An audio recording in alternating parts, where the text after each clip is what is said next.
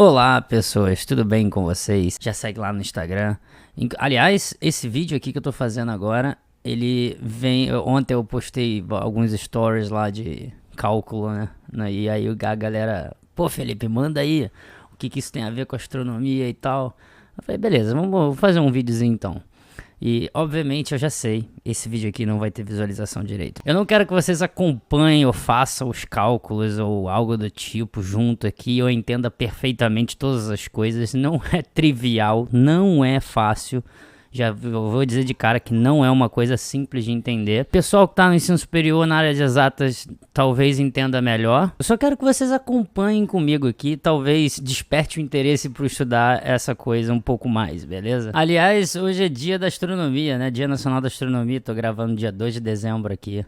E é até legal fazer um negócio desse tipo. Então eu vou colocar aqui pra vocês, pá, calma. Calma, não fecha o vídeo, calma. Se bem que daqui a 1 minuto já todo mundo fechou o vídeo, eu vou estar falando sozinho aqui. Olha só, movimento no espaço, velocidade e aceleração. Nessa sessão, nós mostramos como as ideias de tangente, de vetor tangente normal e curvatura podem ser usados na física para estudar o movimento de um objeto, incluindo sua velocidade e aceleração ao longo de uma curva no espaço. Cuidado com esse Space Curve, não tem absolutamente nada a ver com teoria da relatividade, com espaço-tempo curvo e tal. Aliás, se vocês já viram o meu vídeo, coloca aí, teoria da relatividade inicial para iniciantes. Se você já viu esse vídeo, sabe que tem uma grande diferença entre falar space e space-time. Não confundam essas coisas.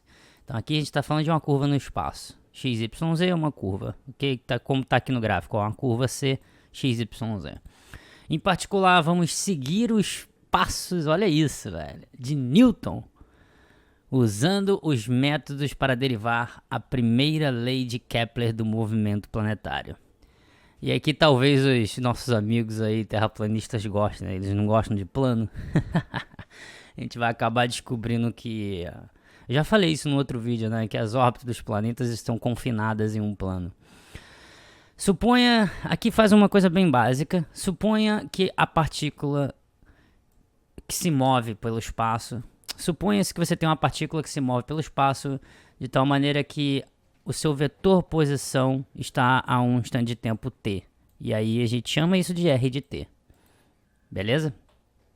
Felipe, como assim? Aqui, olha aqui no gráfico, tem um ponto P aqui, tem um ponto Q aqui, tem um ponto P num espaço aqui, x, y, z. Show? Espaço cartesiano, todo mundo acostumado com isso, certo? Tem um ponto P. Você representa esse ponto P por um vetor. Esse vetor, que é essa setinha aqui, é o RT. Show? É só isso. Daí, olha que interessante. Você vai ter um vetor RT, R de T, e daí você vai ter um outro vetor que vai ser chamado R de T mais um pedacinho, mais H. Show? O que isso acontece? Você tem essa bolinha aqui nesse ponto P e mais esse H ele passa a vir para cá, tem um espaçozinho aqui. Então esse ponto aqui vai ser esse vetor aqui RT mais esse Hzinho, então veio para cá, é um outro vetor, que é essa outra seta verde. Show? Divide pelo H, que tá aqui, ó. Essa é a definição. Aliás, esse pessoal aí consegue, já viu limites, né, em cálculo 1. É isso daqui, basicamente. Então, você tem aqui um outro vetor aqui em cima, que é esse azulzinho aqui, ó, que está sendo esse cara aqui, que é esse daqui, menos esse cara daqui, dividido pelo espaço aqui, pequenininho, o H. Show de bola?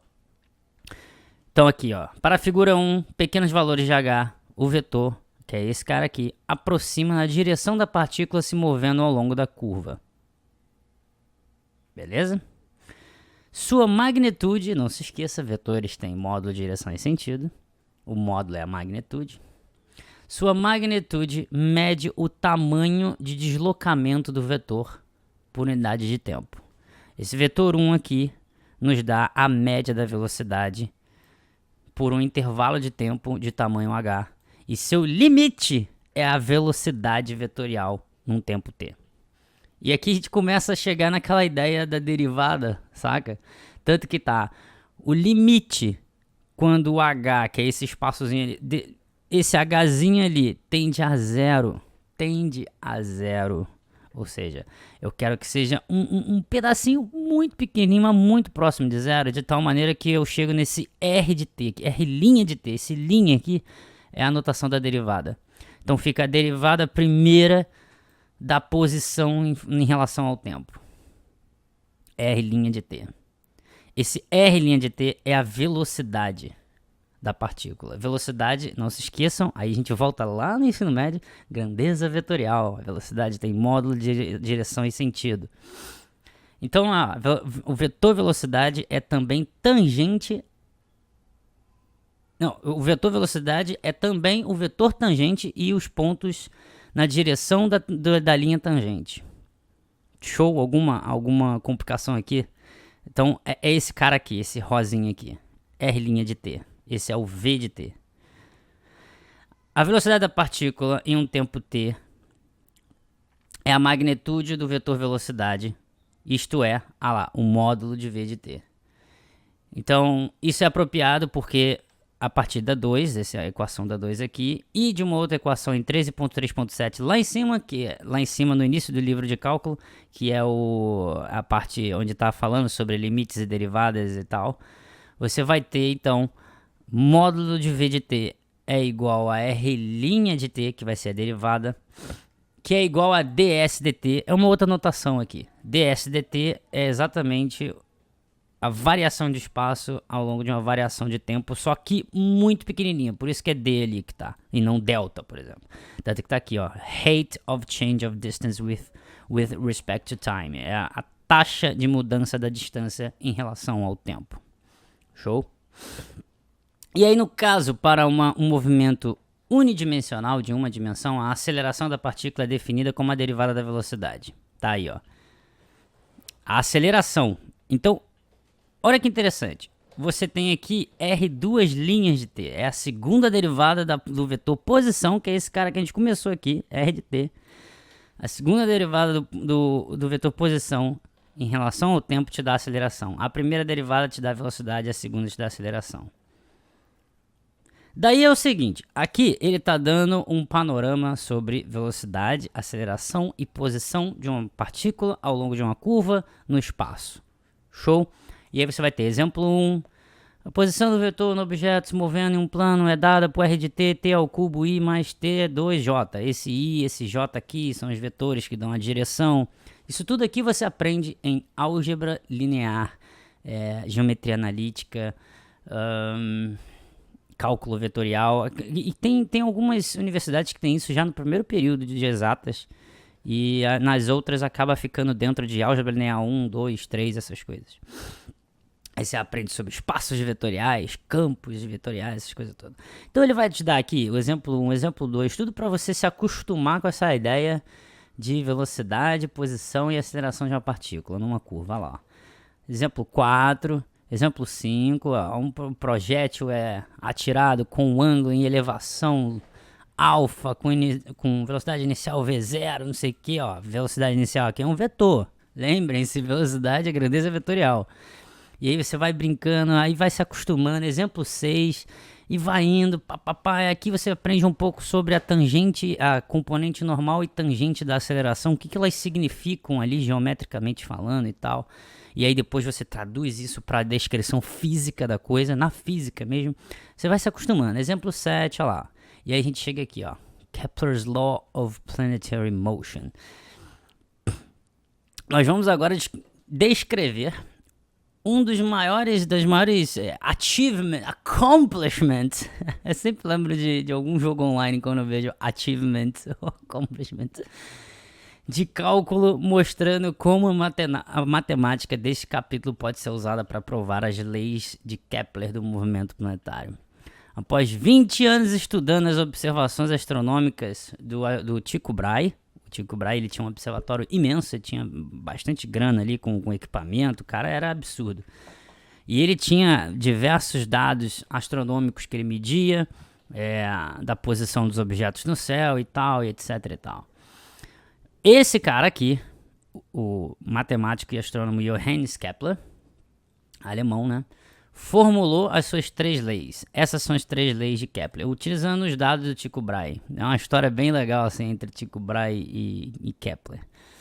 Então, é interessante que o que a gente tem que entender é, você tinha essas observações no céu, as experimentações e os dados experimentais, e aí ele montou a lei que ele encontrava que se parecia, ou melhor, que entrava em acordo com as observações, que conseguia melhor ajustar os dados da experimentação dos dados com a matemática. Só que isso não foi o suficiente. Isso que é o legal ali da ciência. Você tem que trancar de todos os lados se tiver alguma coisa errada ou não. Porque aí, olha só, 3 leis de Kepler. Vocês conhecem as 3 leis de Kepler, né? Primeira lei, o planeta descreve uma órbita elipse em volta do Sol. Segunda lei é que os planetas varrem áreas iguais em tempos iguais nas órbitas em volta do Sol. E o quadrado do período da revolução do planeta em volta do Sol é proporcional ao cubo do tamanho do semi-eixo maior da sua órbita. E semi-eixo maior tem a ver com semi-eixo maior e menor de uma elipse, porque, acabei de falar na primeira lei, as órbitas são elípticas na lei de Kepler. Daí, beleza, isso ficou lá bonitão e tal, e não sei o que, etc. E a galera, pô, nossa, maneiro. Só que mesmo assim veio depois o nosso queridíssimo Isaac Newton, em Principia Mathematica de 1687. E aí ele mostrou como que essas 3 leis eram consequências de suas próprias leis, que é a segunda lei do movimento e que é o princípio fundamental, F igual a ma, e a lei da gravitação universal. Então, aqui ó, in what follows we prove Kepler's first law. Ele vai mostrar aqui neste livro como você chega a provar, a demonstrar matematicamente a primeira lei de Kepler. E, cara, é a mais difícil, assim, a primeira é a mais enjoada de você fazer. Então, aqui, ó, os últimos exercícios, as últimas leis são deixadas como exercícios. A primeira realmente é complicada. Aí ele começa aqui assim, ó. Então, desde que a força gravitacional do Sol num planeta é muito maior do que as forças exercidas por outros corpos celestes, nós podemos seguramente ignorar todos os corpos no universo, exceto o Sol e um planeta em volta dele. Para e pensa um pouco sobre isso daqui. Pensa um pouco sobre isso daí. E você vai precisar usar a equação para entender por que está sendo falado isso daqui.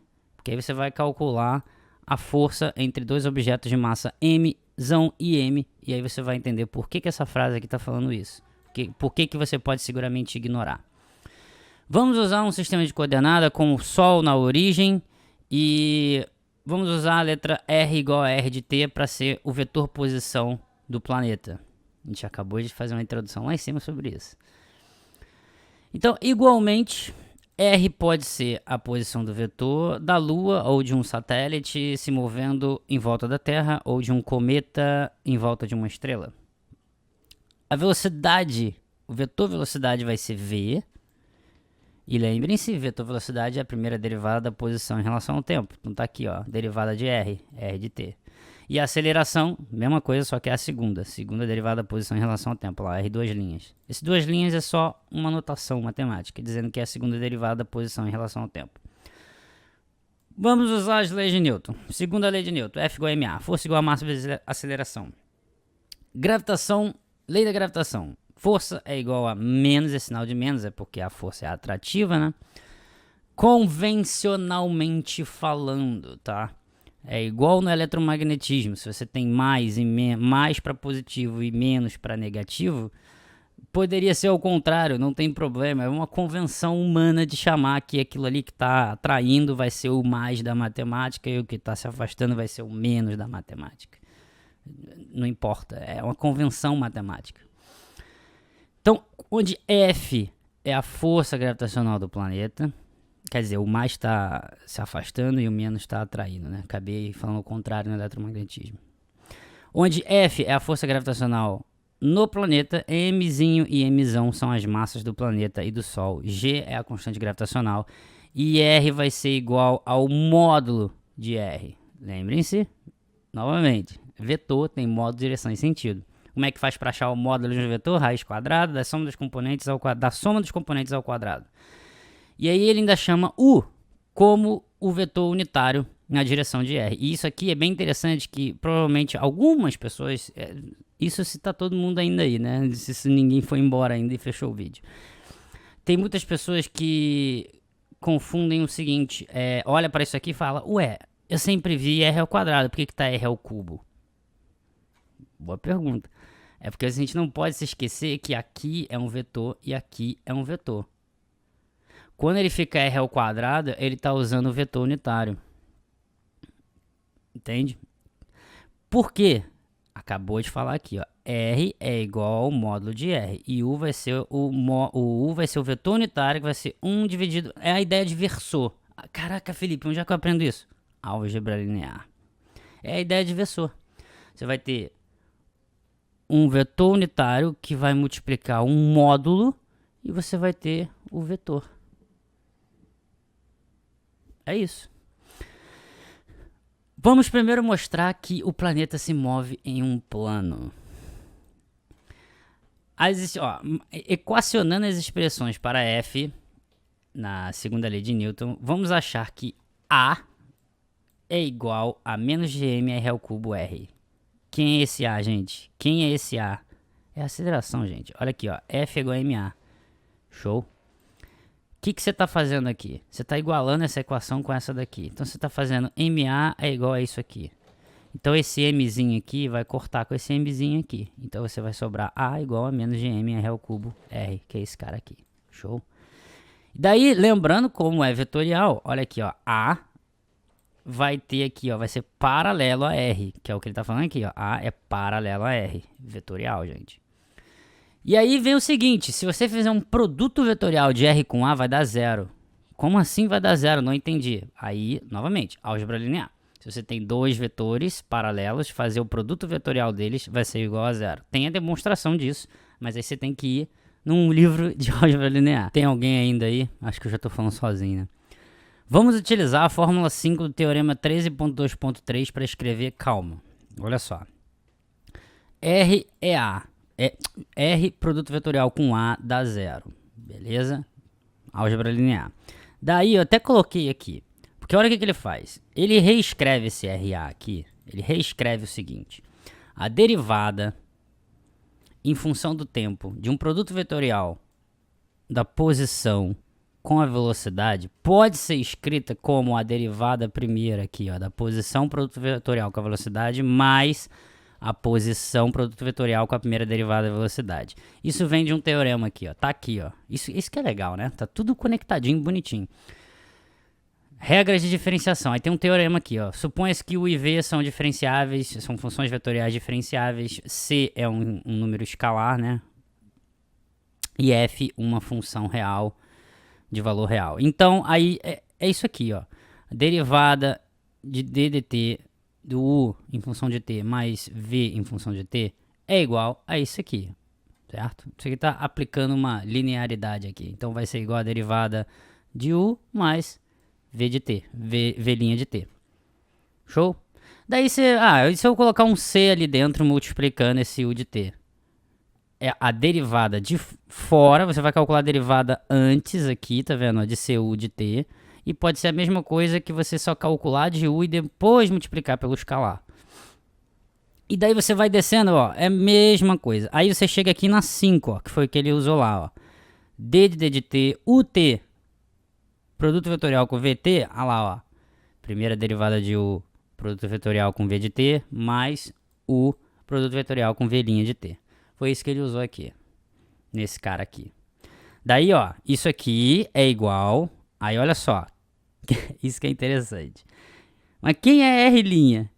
É o V, certo?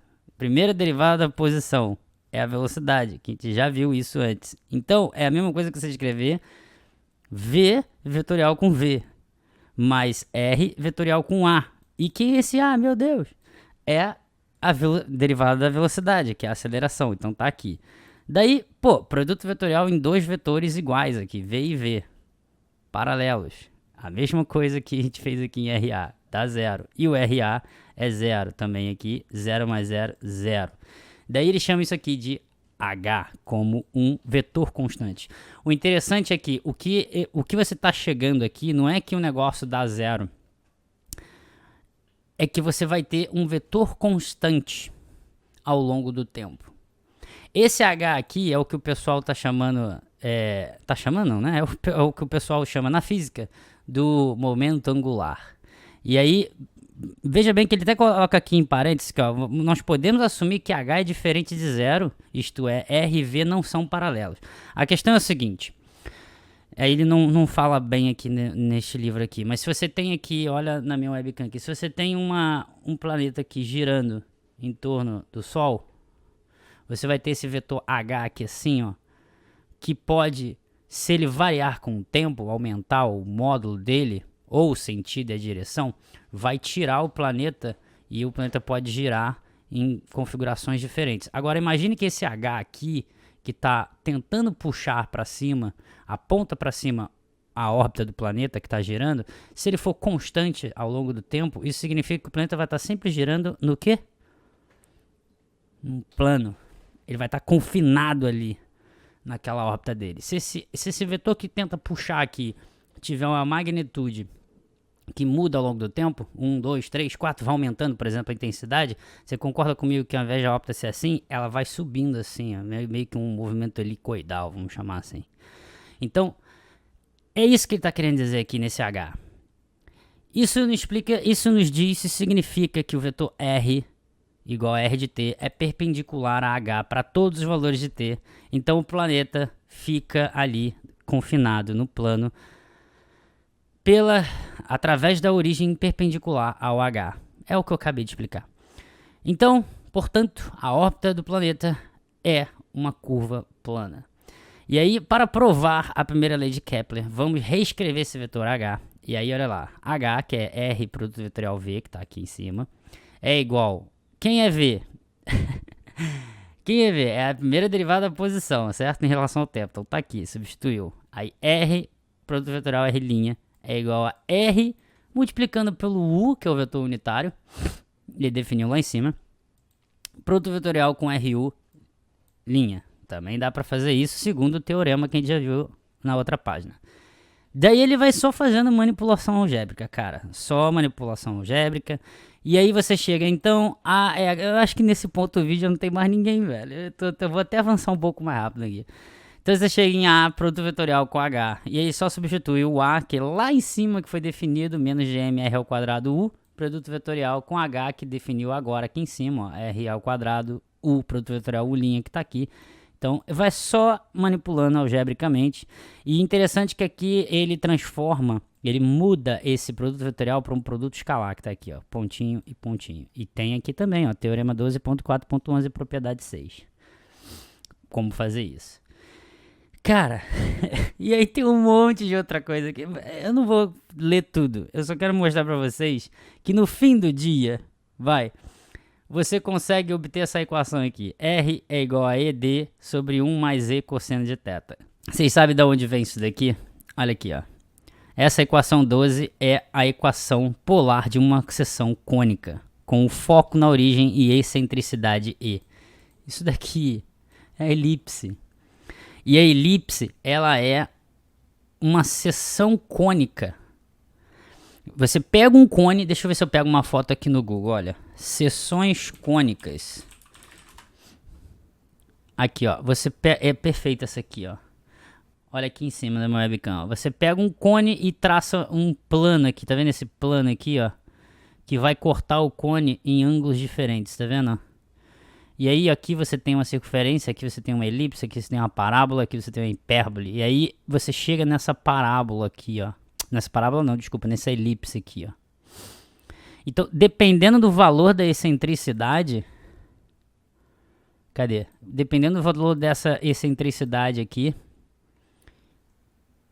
Você consegue ver as órbitas, como elas vão se configurar. Então, tipo, o Newton, Ele generalizou a primeira lei de Kepler, dizendo... A primeira lei de Kepler é o quê? As órbitas estão em elipses em volta do Sol. Ele generalizou dizendo, não, as órbitas são seções cônicas, então os planetas são umas elipses, mas, por exemplo, cometas são hiperbólicas, são órbitas hiperbólicas, e a seção cônica vai ser diferente. Daí, olha só, vou dar até uma informação extra aqui. Por isso que quando aparece aí, cometa interestelar, entendeu? Asteroide interestelar que vai estar passando... Visitante interestelar, né? Passou no nosso sistema solar e tá indo embora. Os astrônomos botam lá o telescópio e observa e acha qual é a excentricidade daquele cometa, por exemplo. O Borisov, depois faço um vídeo desse aí. E aí, essa excentricidade aqui encaixa numa órbita hiperbólica. Então a gente sabe que esse cometa não é do sistema solar. Porque se fosse numa distância X, tal qual um cometa lá pela nuvem de Oort, vai ter uma excentricidade menor do que essa que a gente está observando. Que, enfim, é isso que eu tô querendo dizer. Tudo isso vem disso daqui, velho. Estudando essa matemática aqui. Mano, a gente tá levando esse tempo todo aqui num vídeo que já tá grande e usa um monte de coisa, um monte de conceito aqui que já tem que estar meio que na cabeça já, pra entender o que o Newton fez. A gente já quebra a cabeça e, velho, eu não sou nenhum gênio, gente. Já acabem com essa ideia. Isso aqui foi uma coisa que eu li, estudei, sofri pra entender. Assim como provavelmente você tem a sua área em que eu sou completamente ignorante. Então, não existe essa de quem é mais inteligente que quem, nem nada disso, beleza? Já quebrem esse mito. Isso aqui é algo que eu escolhi me dedicar. Você provavelmente escolheu uma outra área para se dedicar e provavelmente eu sou completamente leigo nisso que você é especialista. Então, aí vem os exercícios para você brincar e tal. E agora vem a parte mais importante, desse vídeo. Felipe, qual livro você tá vendo? Beleza, eu vou mostrar qual é o livro. É um livro de cálculo. Olha aqui, James Stewart. Essa é a parte... Pessoal aí do ensino superior, né? Ciências exatas. Não acredito. James Stewart. Provavelmente é o livro que seus professores de cálculo usam pra te ensinar cálculo 1, 2 e 3 na universidade. Depende da universidade, né? Tem vários outros livros. E você nunca parou pra ler o livro, a parte teórica da coisa, né? Só vem fazer os exercícios pra passar na prova, né? Por quê? Porque isso eu dou razão aos terraplanistas, velho. As escolas estão tudo... É raro você encontrar um professor bom, assim, que queira te ensinar a chegar nas coisas. A maioria é só estudar pra passar na prova, estudar pra passar no vestibular, estudar pra não sei o que, estudar... Tem sempre esse tipo de coisa. Mas eu também não culpo vocês, não. O pessoal que estuda matemática aí, o cálculo, sei lá, numa engenharia da vida, eu não culpo vocês, não. O problema não é você não saber que estava aqui nesse livro de James Stewart. O problema, muitas das vezes, é a companhia. É os meios sociais em que a gente vive. Você não vai ter ninguém querendo ler um livro junto contigo para entender as coisas. O próprio meio social em que a gente vive torna a gente vamos fazer os exercícios para passar na prova e acabou. Tirei 10. Tirei 10 de média. Pessoal, é isso então. Espero que vocês tenham gostado desse vídeo aí. É só para mostrar um pouquinho de como a matemática pode ser um pouco mais complexa e um pouco mais difícil para astrofísica e física. Espero que vocês tenham gostado. Até a próxima. Auf Wiedersehen.